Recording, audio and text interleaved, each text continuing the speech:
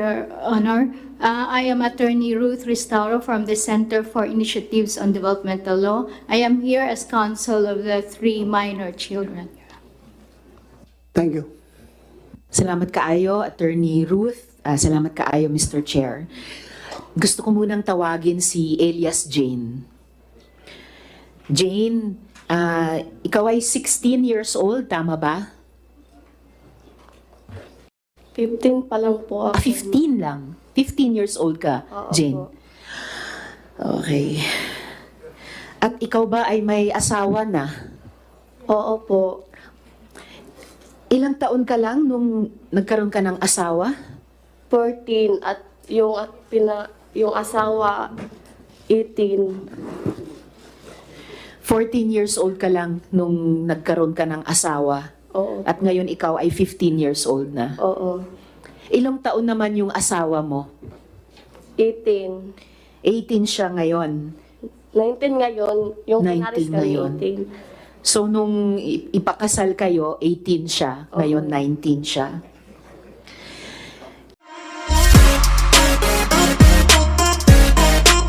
Kailan kayo ikinasal? Sir, Yes, Teresa. Mr. Chair. Nung kinasal siya, yung lalaki is 18. Apo. 18 ha? Ikaw? 15. Ha? 50. 15 siya noon, Mr. Chair. Please continue. Opo. Tapos ngayon, si Elias Jane ay 15 ka ngayon, tama Oo. ba? So 14 ka nung ikinasal, ipinakasal. Okay po. Kailan ka ikinasal, Jane? At ayun, so ikinasal ka last year at 14 years old ka noon, last year. Yung asawa mo ba ay nobyo mo muna? Hindi ko po siya kilala. Hindi mo kilala. So, paano siya yung naging asawa mo? Pinili ba siya para sa'yo? Oo, ni Senior Aguila. Sino ang pumili ng asawa mo para sa'yo? Si Senior Aguila. Si Senyor Aguila. Ngayon, Jane, ang sabi ni Senyor Aguila at ni Mr. Mamerto Galanida sa kanilang mga interviews, wala naman daw child marriage sa kapihan. Ma'am, pwede pong i-translate sa aming... Of course, paki-translate ang tanong ko, ang pangutana ko, Attorney Ruth. Niingon ko no si Mamerto Galanida nga walay child marriage sa kapihan. Naa. Meron, Madam Chair. Mayroon. So, hindi totoo na yung sinabi ni na Senyor Aguila at ni Mr. Galanida na wala namang child marriage. Sabi pa nila, walang seremonya. Sabi daw ni Senyor Aguila, hindi naman daw siya pare. Niingon si Senior Aguila nga wala kuno'y seremonya, kay dili man kuno siya pare. Naa, ma'am. Meron, Madam Senator. May seremonya. Yes, Mr. Chair. Unsa man ang seremonya gihimo? Giunsa man paghimo? Paano ginawa ang seremonya? Primero, ipatawag ang mga sekretary. Ipakiangat ang microphone doon sa baba. Okay. Ipatawag ang sekretary, ipalista ang mga dagag ulit budget 12 pataas, ang mga laki 18 pataas. Hinja, ipatawag ni jag mga budget laki dito sa kubo-kubo na among mo'y ijang ko ana magpakasal. Dito ipalinya budget laki. Moingon si Senior Aguila nga, ikaw budget, ikaw laki kamo. Moingon si Jada, pagkahuman ana, dili man mi dili kay ingnon man mi nilang Janet Ahok nurseling nga makasa mi og mobalibad kay Ginoo nagay kuno nang ni Paris. Sinong Ahok? Ano pangalan? Janet Ahok. Ha? Janet Ahok. Janet Ahok. Okay. Sige. Tapos, continue. Pagkahuman sa pagkaminjo na mo paulion mi kay pahibawog among nanay among ginikanan nga naminjo nami magpakuha mig ninang og ninong pagkahuman ana magsayal mi Diya magdamig buwak magbaktas. Sandali sandali. Mukhang Senator Risa, hirap yung stenographer natin, hindi maka-cope up. Hinahinay lang ha, hinahinay ka lang storya, tapos Attorney, please translate to Tagalog para ma-record, ha? Yes, Your Honor. Sige, hina-hina lang. Sige. Okay. Please continue. Yung sinabi niya na, sabi niya na unang step daw is ipapatawag yung mga secretaries, tapos ililista kung sino ang mga single na lalaki at single na babae. Tapos ang age ng mga babae ay 12 pataas, habang sa lalaki is 18 pataas. Tapos si Senyor Aguila, ang Magpares. magpapares, sabi, ikaw, paired ka nitong isa. So, hindi daw sila pwedeng humindi dahil Diyos naman daw kasi ang nagsasabi na yun yung pares nila. And then Jane, pagkatapos ng kasal, ano yung susunod na nangyari? Ija may ipakis sa among gipares. Unja, ni among permahan nga mamatuod nga yung sugot mi. Ja, istoryahan mi parties nga ana nga mo na among bana, way maka hiwalay namo kanarang kamatajon. Okay. Sabi niya, after sa kasal, ipakis sila, tapos may permahan sila na dokumento. At Anong dokumento yon? So parang marriage certificate? Basta kay gipasign mi adto kami ba na asawa. oo, pinapasign sila yung husband at wife ng dokumento na yon. Andali. Yes, Mr. Chair. Ang pakutana ko was seremonyas. Nakakita pagkakasal sa Katoliko o sa ibang reliyon? Nakakita ka? Barong ang lalaki, ang babae, nakadamit. Tapos, may pare na siya nagkasal. Ikaw ba, gidawat nimo si Kuan nga mamahimo nung bana? Ikaw ba na, ginadawat ba nimo si Jane na mamahimong asawa? Something like that. Pagkahuman, giyon saan na paghihimo sa kasal ba? Seremonyas. Kung ma-recall mo, giyon saan nga seremonyas. How did he do that? Giunsa man ang kanang pamaagi sa pagkasal ninyo. Kanang moingon siya nga ikaw baji, ikaw laki ka muna. Unja paghuman anak kay paghuman sa at among inog among ginikanan nga minjo na mi magkuan mig ninang ug ninong ni among hawitan anak nga buwak. Ja picturean mi. Okay. So, after the pairing, sinabi ni J. Renz na ikaw babae, ikaw lalaki, kayo na. So, pupunta sila sa parents nila at magpaalam na ikakasal na sila at saka kukuha ng mga ninong at Hinang. yun na. Pagkahuman anag minjo ni Ja, pagkaugma ipatawag mi kay Yun pala, Honorable Chair. Prenuptial yun. Prenuptial Oo, yun. yung sinabi niya na magdadala ng flower at pupunta dun sa seremonya.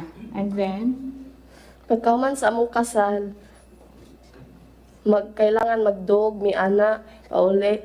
Sunod pagkaugma ipatawag tanan ijang giminjo, diyan na himuon nga counseling nga moingon sila nga kailangan imo na ng kwaon ng imong asawa kay authorized na nimong kwaon kay minjo naman mo. so after sa kasal, kailangan sila magsiping. At sinabi daw ni Jerence na pwede authorized ka ng kunin or rape yung yung wife mo kasi kasal naman kayo. Sinabi ni Senyor Aguila, authorized ang asawa mo i-rape ka? Kailangan ay among tulo ka adlaw ug di mi makuha nganlan mi ka Dios. Kailangan daw makuha sila in 3 days, otherwise they will be called na nag-adyos. Ano yung... Sige, mamaya gusto kong itanong, Mr. Chair, ano ba yung adyos na yan? Pero ituloy mo muna, Jane. Ano yung susunod na pangyayari? Kasi sabi mo, sinabi ni Senyor Aguila, sinasabi, authorized yung mga asawa i-rape Opo. kayo. Senator Risa, sandali lang Yes, ha. Mr. Chair. Andito ba parents mo? Nasaan ang parents mo ngayon? Hanggang nanay, tas Ha? Your Honor, she is under an alias name, Your Honor. Ha? Your Honor, she's under an alias, so she cannot. Okay. Pero andito yung father niya? Wala. Yung nanay mo, nandun pa sa kapihan. Yes, Your Honor. Klaruin ko lang kasi gusto ko rin kausapin yung parents kung andito. We cannot divulge the name of the parents, Your Honor. Kaya nga, sige lang, huwag lang i-divulge. Basta ako, gusto ko lang either executive session or gusto ko makausap. So meaning, Jane, pumayag yung parents mo na ikasal ka. okay, musugot na ka na mag-among mga parents tungod kay mamay among balaod ni Senior Aguila kaya makasa kami sa langit. Oo, kasi yun daw ang laws to be able to go to heaven, Your Honor. Yung parents mo, pumayag, ikasal ka, 14 years old.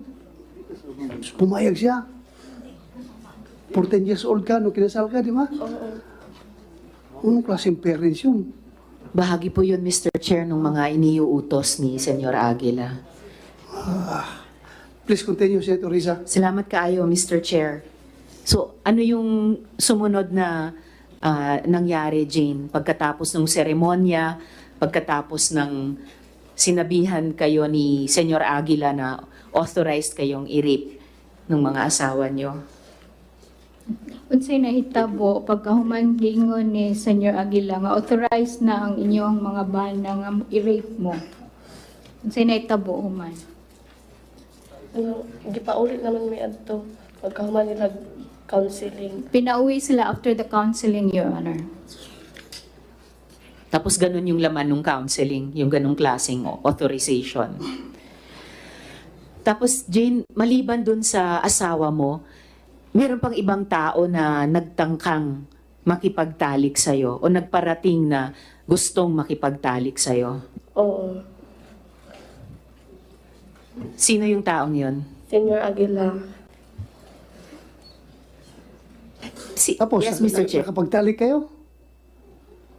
Ha? Iyak ko yung sugod. Wala, hindi nangyari. Hindi siya pumayag, Your Honor. Hindi ka pumayag. Mabuti hindi ka pinilit. Sige kog ingon-ingon na dyan nga. Sige, Ha? sugot na diha kay biskay ingon na nang kuan kay Ginoo na nang ingon nimo jadi paghapon ka pero di man gajud ko. Palagi siyang kinukulit, Your Honor, na mag-consent na pero ayaw niya. Kasi sabi daw, Panginoon na yung nag sa'yo, nag-ask ba? Oh. Sige. Continue. Salamat kayo, Mr. Chair. Kanina, Jane, binanggit mo yung adyos. No? Ano ba yung adyos na yan? May parusa ba kapag ayaw makipagtalik yung mga ipinakakasal? Kabali ingon na Senior Aguila nga makasa mi ing ana na dili mi magpahilabot sa among bana nga authorized na among tanak kay minjo na mi. So sinasabi na nagkakasala sila pag hindi sila pumayag na i-sex ng kanilang mga husbands, Your Honor. Yun na yung adyos? Oo. Ano yung epekto kapag sinabing ang ginawa mo ay adyos? Anong mangyayari sa'yo?